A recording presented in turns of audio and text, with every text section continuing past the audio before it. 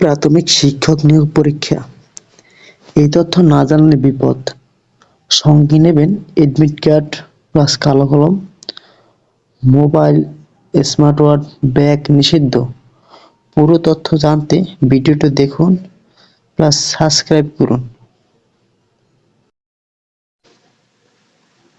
সরকারি প্রাথমিক বিদ্যালয় সহকারী শিক্ষক নিয়োগ লিখিত পরীক্ষার সময়সূচি ও প্রবেশপত্র ডাউনলোডের তারিখ ঘোষণা করেছে প্রাথমিক শিক্ষা অধিদপ্তর। আগামী 2 জানুয়ারি শুক্রবার সকাল 10টা থেকে বেলা 11:30 পর্যন্ত দেশের সব জেলায় একযোগে পরীক্ষা অনুষ্ঠিত হবে।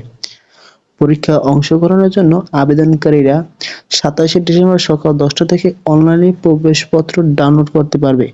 প্রবেশপত্র সংগ্রহ করতে নির্ধারিত ওয়েবসাইটে গিয়ে ইউজার নেম ও পাসওয়ার্ড অথবা SMS রোল নম্বর, বোর্ড ও পাশের সাল দিয়ে লগ ইন করতে হবে। এই সংক্রান্ত তথ্য প্রার্থীদের মুঠোফোনে SMS এর মাধ্যমে জানানো হবে। পরীক্ষার দিন প্রার্থীদের অবশ্যই রঙিন পেইন্টিং করা প্রবেশপত্র ও মূল জাতীয় পরিচয়পত্র সঙ্গে আনতে হবে। এবারে নিয়োগ পরীক্ষায় প্রার্থীর সংখ্যা অত্যন্ত বেশি।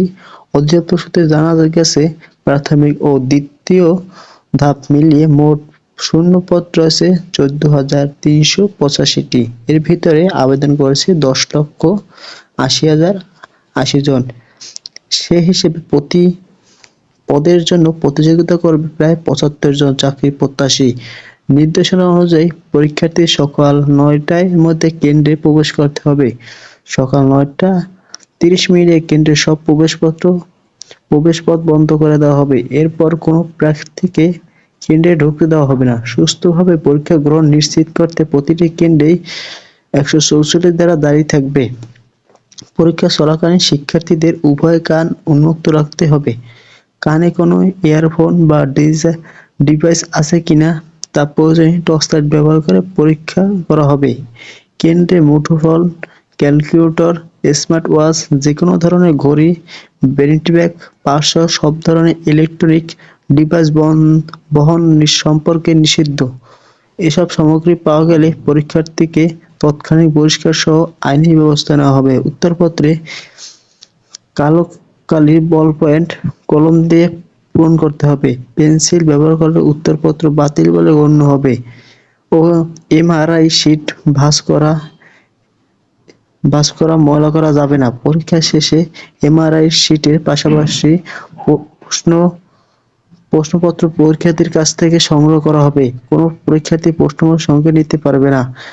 প্রাথমিক শিক্ষা অধিদপ্তর মহাপরিচালক আবুল নূর মোহাম্মদ আসাদুজ্জামান জানিয়েছেন, নিয়োগের নামে কোনো ব্যক্তি বা চক্রের সঙ্গে আর্থিক লেনদেন না করার জন্য প্রার্থীদের সতর্ক করা হয়েছে। তিনি বলেন, পুরো নিয়োগ প্রক্রিয়া স্বচ্ছতা ও মেধার ভিত্তিতে সম্পন্ন করা হবে।